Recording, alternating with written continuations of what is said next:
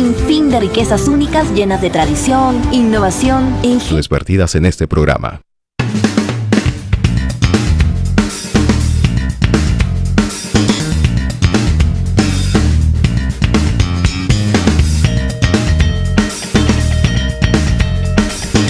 Amigos, ¿cómo están? Muy buenos días. Esto es Tiempo Vital. Yo soy Miguel Ángel Salino y llegamos siempre por la frecuencia de los 91.1 de la frecuencia modulada a Lima y por nuestras plataformas a todo el Perú y todo el mundo.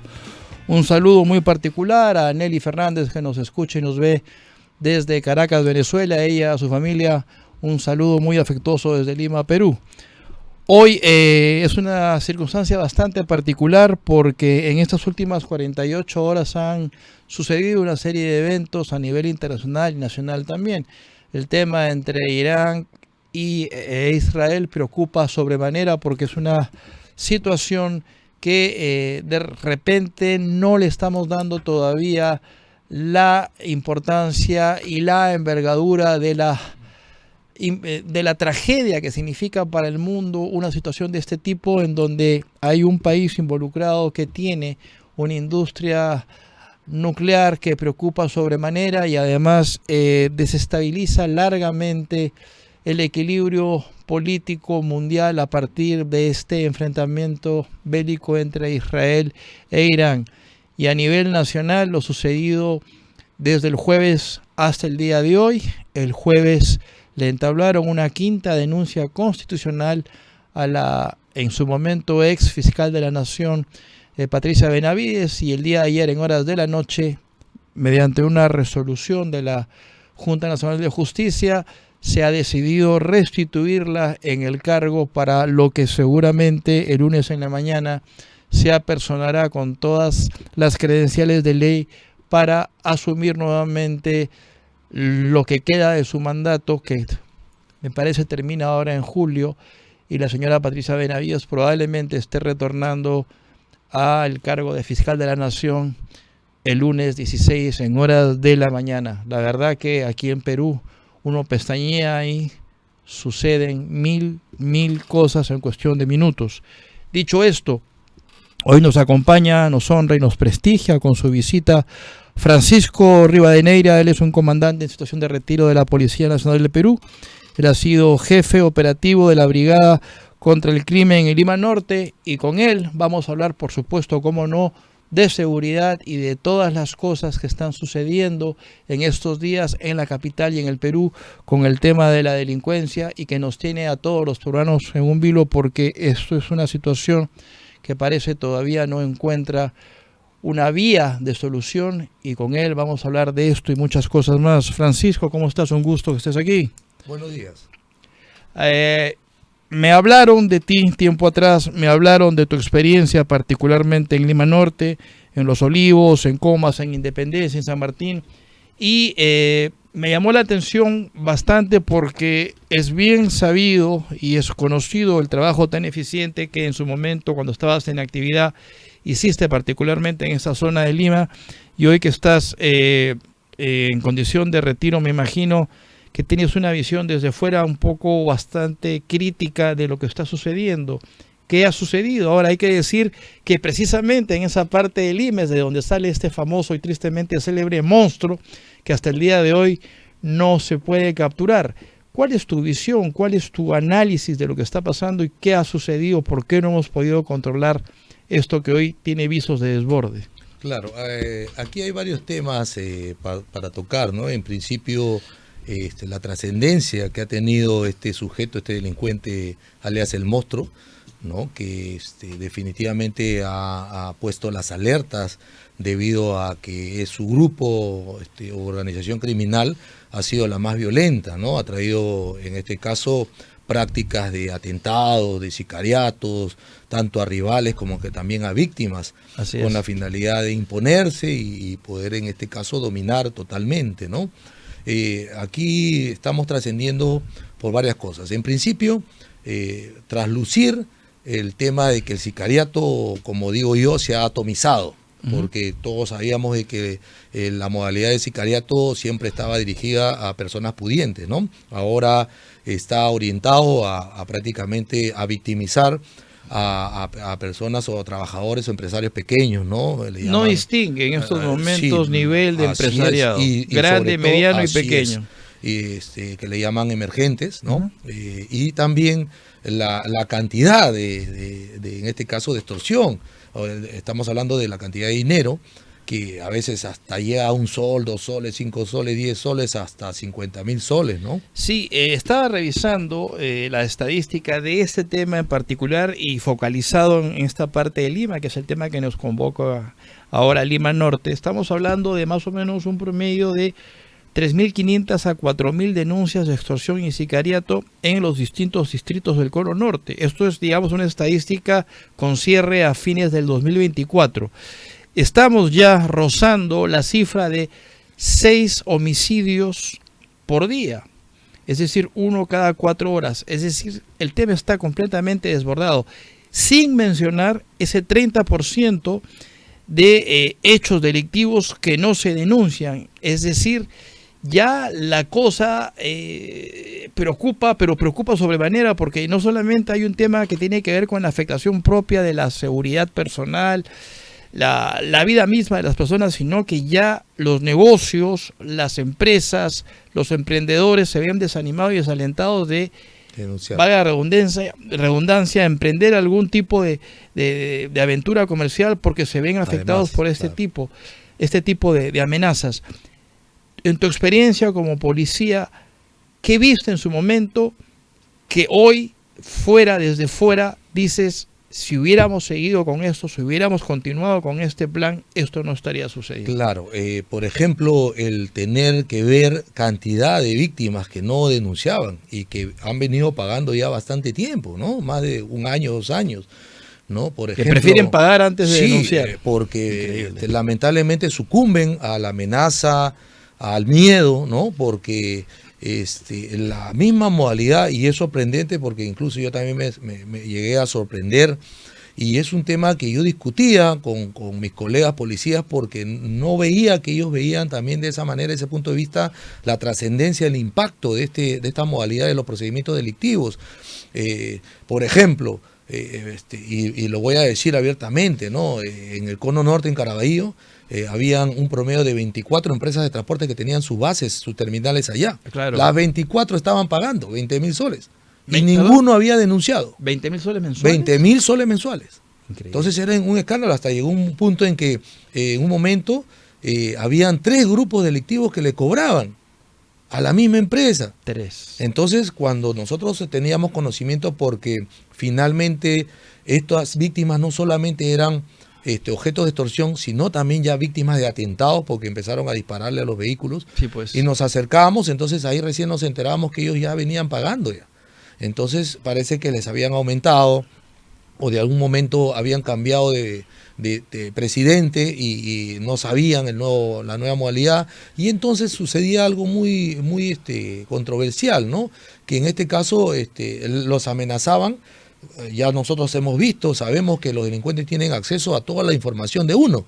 Entonces, imagínate que te manden el árbol genealógico con todas las fotos de tus hijos, tus familiares, tu mamá, los DNI, teléfono, dirección, fotografías. A ti te amenazaron, ¿verdad? Sí, pero esa amenaza no fue tanto así, ¿no? Fue más que nada un tema de querer persuadirme, claro, porque ya sabía el monstruo que yo ya le iba a dar. Infundirte miedo. Ahora, hay que decir que en esa zona de Lima había, vamos a decir, 2 grandes terratenientes, entre comillas. Uno era el monstruo y el otro era el jorobado. Así es. El jorobado tengo entendido que cayó. En febrero. En febrero. Sí. Pero se les escapó el monstruo. ¿Qué pasó ahí? No es que se les haya escapado el monstruo. Lo que pasa es que el monstruo ya era un delincuente conocido, que hasta ese momento de febrero de 2024 él estaba siendo buscado por secuestro, porque su trabajo de él o su modalidad era secuestrar. Luego de haber pasado por una serie de modalidades como robo de camionetas. Pero él, cuando cae el monstruo, perdón, el jorobado, Jorobado. que ya después nosotros sabemos de que la caída del jorobado se debe a una influencia externa de un X, ¿no? Es que ahí sube el monstruo Lo echaron, lo vendieron, digamos. Sí, lo vendieron, ¿no? Trabajaron, alguien invirtió para que se produzca esa captura. Entonces, lógicamente, que también se la merecía porque este sujeto había tenido un lapso de promedio de 10 años de dominio total con una serie de homicidios y estaba pasando inadvertido. ¿Cómo se explica que dos tipos como el monstruo y el jorobado se hubieran apoderado, digamos, territorialmente de una sección de Lima? ¿Cómo es eso posible? Es que lamentablemente, y eso es una controversia porque me he ganado muchos enemigos al decirlo abiertamente y denunciar, muchos dicen que es porque me pasaron al retiro, y no se trata de eso, sino se trata de que yo también considero que la institución policial es la institución que va a permitir o permite, además de vivir en paz, una debida democracia. Entonces, ¿qué sucede? No es que la policía no haya trabajado por falta de capacidad o falta de eficiencia, sino por inacción, por corrupción. Porque estos bandidos tienen años ahí, ¿no? Y el monstruo ha ascendido precisamente por la benevolencia o por el padrinazgo de un X, que ya está identificado, se sabe quiénes son y que tiene relaciones con otras autoridades y hasta políticos. Ah, caramba. ¿No? Entonces ahí es donde el año pasado yo descubro y tengo esa sospecha y llego al techo donde prácticamente ya me vi abandonado en este tema del apoyo total, ¿no? Con esto y con más volvemos después de la pausa, amigos. Por favor, no se muevan de ahí. Esto es Tiempo Vital. Yo soy Miguel Ángel Saliuno. 1 minuto y estamos de regreso.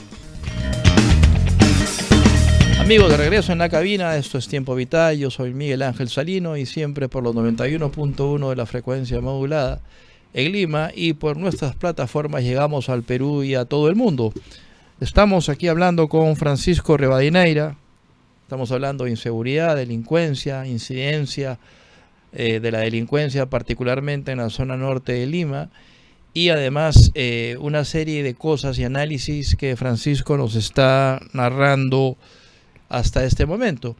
Antes de la pausa, Francisco, me decías de que tú habías llegado a descubrir ciertos topes, ciertos, vamos a decir así, responsabilidad de algunas autoridades que poco o nada hicieron para evitar de que esta efervescencia de la actividad delictiva llegara a los niveles que tenemos ahora. ¿Qué pasó? Como menciono y he venido mencionando, ¿no? Incluso yo he hecho estas denuncias ya fines de enero y principios de febrero. Nosotros teníamos indicativos de una simbiosis, ¿no? Entre estos delincuentes. Ahí la teoría o la hipótesis de que el monstruo había ascendido y había tomado fácilmente el dominio de todo el cono norte, sí, pues, por un padrinazgo, pues precisamente de un X, ¿no? Que ya está identificado también, se iba a iniciar investigaciones a ese nivel. Y lamentablemente en una conversación que se tuvo con la Fiscalía contra el Crimen Organizado, se pedía una unidad de inteligencia, ¿no? Robusta, capaz de poder asumir estos trabajos especiales, ¿no? Cuando hablas de este X, ¿te estás refiriendo a una autoridad policial, a una autoridad política? Es un personaje de un grupo social, ¿no? Muy reconocido, ¿no? Ajá. Que tiene que ver con autoridades locales y políticos, ¿no? Ah, caramba. Sí, entonces bueno. Esto ya está en investigación, me dices. Todavía no está, ¿Todavía no? no está, porque he tenido conocimiento que en algún momento hubo una investigación, se quedó en nada, y precisamente el inicio de una investigación que nosotros estábamos proyectando tampoco llegó a nada, precisamente porque es otra cosa que yo menciono, que la policía no tiene. Bueno, antes estaba la DIVIA, que sí podía visualizarse como un equipo que pudiera tener esa capacidad de hacer esa investigación de esa magnitud. Ajá. Pero en ese momento ya no había, ¿no? Yo pude conversar con los equipos de inteligencia de la ININCRI, con la DIVIAC, en ese entonces a cargo de otro oficial, y también con la DIGIMIN. ¿Quién era el ministro del Interior en ese momento? El señor Juan José Santibáñez. ¿Y él no tenía conocimiento de esto? En ese momento no. Yo después me entero de que él había tomado conocimiento de otra investigación paralela, Ajá. ¿no? Que se estaba Sobre el mismo haciendo tema. sobre el monstruo. El En mismo este caso, personaje. sí, el monstruo, ¿no? Ajá. En este caso era referido a todo un sistema de recaudación de dinero del monstruo, Sí. ¿no? En el cual las víctimas eran las orquestas de cumbia del Cono Norte, que les cobraban 50.000 soles. Que ya venía esto. Que ya venían cobrándole, entonces ellos eran parte, eran víctimas, eran parte de los denunciantes, y se le hace conocer en diciembre a este señor que era ministro en ese entonces, en su calidad de ministro. Juan José Santibáñez. Así es. Sí. Y ahí también asiste en esas conversaciones ya específicas de investigación un alto mando de la policía. No quiero decir el nombre para no Está bien, ahondar. Entonces ellos dos tuvieron, y posteriormente esa investigación fue soslayada, quedó en nada, nunca se apoyó, y esa información es la que luego la Divinco de la ININCRI ha utilizado para hacer estos operativos, porque lamentablemente esa información quedó, se puede decir, oculta o dormida, y luego fue proporcionada a la Divinco, y es ahí donde ellos hacen el operativo, donde ya capturan a la mamá, ¿no? Ajá. Y ahí encuentran, pues hacen ya un buen trabajo que lamentablemente todavía es un trabajo de escritorio, porque hay tres partes que hay que hacer: la parte financiera, la cabeza y la parte de los sicarios. Es otro tipo de trabajo y no solamente... Pero eso se encuentra a mitad de camino todavía, ¿no? Supongo que sí, porque hemos visto que hace poco salió un video con 22 sujetos con la cara cubierta, amenazando, ¿no? Así es. Entonces, esos efectivos, esos personajes están identificados, ese es el problema. Entonces, no estamos atacando, esos son más peligrosos, sí, porque no solamente se van a quedar con el monstruo, sino con el siguiente dueño del lugar, sí, y se van a migrar a otros grupos y van a seguir asesinando. Sí, Francisco, yo revisaba, y te lo comentaba antes de entrar a la cabina, este informe de estado situacional del personal policial de enero de este año. Todavía creo que estaba en el Ministerio del Interior el señor Juan José Santibáñez. Es un informe de 43 páginas, bastante bien estructurado, bastante bien explícito respecto de cómo está organizada, estructurada y distribuida la fuerza policial a lo largo del país. Uno lee este informe y se queda sorprendido por la estructura tan orgánica y también articulada de la fuerza policial. ¿Cómo entender de que si esto existe y esto debiera traducirse en la realidad, los niveles de delincuencia, la incidencia delictiva esté tan alta en estos momentos? Es decir, lo que he visto de este informe es impresionante. O sea, no parece Perú, ¿no? Está súper bien elaborado. Y uno dice, caramba, si esto está tan bien estructurado, ¿por qué estamos tan mal? ¿Qué está fallando aquí? Claro, hay que entender que la policía no peca de incompetencia ni ineficiencia, sino de inacción. Y lamentablemente esa inacción es parte de esa subcultura de corrupción que existe. Y los buenos policías que trabajan lo hacen, pues, lamentablemente, con esos recursos y esa mala organización estructural que tiene la policía. Por ejemplo, para poder entender mejor, en el Cono Norte, mira las unidades que existen: comisarías de PINCRIS, existen halcones, unidad de emergencia, terna, hay como 3 o 4 grupos de inteligencia de la ININCRI, de la DIGIMIN, de la DIRIN. En Lima, 48.234 claro, efectivos, o sea, y en el Callao, 4.000. Vayamos a entender que están mal distribuidos y lamentablemente entre ellos no conversan, no intercambian información. Además de las comisarías básicas y las comisarías Así especializadas, entonces, que también son un número importante. Entonces hay que entender, por ejemplo, que ya las comisarías ya rebasaron, ¿no? En este caso, la delincuencia ya rebasó la capacidad misma. En este de las caso comisarías. rebasaron el requerimiento de la población en la necesidad de apoyo, de porque seguridad. las comisarías son básicas. Nadie Claro. tiene por qué agarrar un solo efectivo de la comisaría, porque ellos deben hacer la prevención y ahí se deben quedar. Pero si tú te concentras en las actividades de las comisarías, un patrullero se pierde de 2 a 3 horas para llevar a un delincuente a pasar reconocimiento médico. Tienes un patrullero menos ahí. Sí, pues. Entonces todo eso no se ha estudiado, ¿no? Y luego agarras al 60% del personal y lo mandas a cuidar un estadio. Por eso te decía Y desprotegiste. El informe es impresionante. Así es. Está Entonces, súper bien hecho y uno dice, caramba, o sea... no, definitivamente para sustentar la distribución de las fuerzas está bien, todo buenísimo. soporta el papel. Pero si tú ves en la práctica, por ejemplo... Claro, la realidad es otra. Así es. No te imaginas, por ejemplo, que la cantidad de denuncias que hay y cuántas son resueltas. Sí, pues. Entonces ahí tú vas a ver una Sí, calidad de efectividad que tendría la policía. Y eso se tiene que estudiar para modificarlo. Sí, pues. La policía es vetusta, ya está desfasada estructuralmente. Extorsión, sicariato, así es. homicidio, nos Además está que desbordando. estamos entendiendo que estos hechos de extorsión no es de ayer, pues. No es que el voto se levantó de la cama y dijo, hoy día voy a dominar todo el cono norte y toda la plata va a ser para mí. ¿No? Eso viene de años y simplemente hay una especie de... Claro, han ido construyendo así es, ¿no? Un poder que se hay una desbordó. especie, incluso sucesión, ahorita la delincuencia ha cambiado y ya se están comportando como carteles de droga, porque el monstruo cuando asume la titularidad de todo el dominio del jorobado, también agarra negocios. No te imaginas la inversión que tienen negocios con testaferros. Vehículos, taxis, claro, etcétera, le dan etcétera. vuelta al dinero. Claro, pero, entonces al rey muerto, rey puesto. Así de sencillo. Y también trata de personas, tienen nightclub. Increíble. ¿No? Es la verdad sorprendente. Yo también me sorprendí. Esa es la enormemente. parte que no conocemos y que Sí. hoy tú estás contándonos y haciendo de conocimiento público todas estas cosas que rara vez escuchamos en otro medio, ¿no? Yo te Lo agradezco. penoso es que Sí. se tapa el sol con un dedo, ¿no? Sí, pues.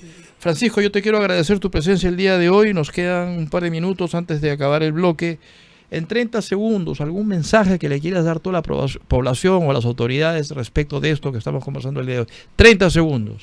Sí, nada más que tengan esperanza en que cambie esto. Lamentablemente hay un efecto boomerang con el tema político. Esperemos que esto en algún momento cambie. La policía es muy capaz, pero vamos a esperar pues que en algún momento se pongan los pantalones para que haga su trabajo, ¿no? Liderazgo, ¿no es Así cierto? es. Ahí se falta un poquito Eso de está liderazgo del faltando. sector. Ha sido Francisco Rivadeneira. Amigos, ustedes lo han escuchado. Nos hemos enterado un poco más de la realidad, con un poco más al detalle de las incidencias que tienen que ver con la actividad delictiva que azota Lima y el resto del Perú. Y esperemos, como dice Francisco, que esto cambie, a confiar en la policía. La policía siempre está al pie del cañón, me consta, lo he vivido en carne propia además, así que confiamos en que próximamente y en el corto plazo este tema pueda ser solucionado. Francisco, muchas gracias por haber estado el día de hoy aquí. Buen día con tu audiencia. Y seguramente te vamos a molestar más adelante para más opiniones Con gusto. como la tuya. A su disposición. Sí. Amigos, no se muevan de ahí, eso es Tiempo Vital, regresamos en un par de minutos.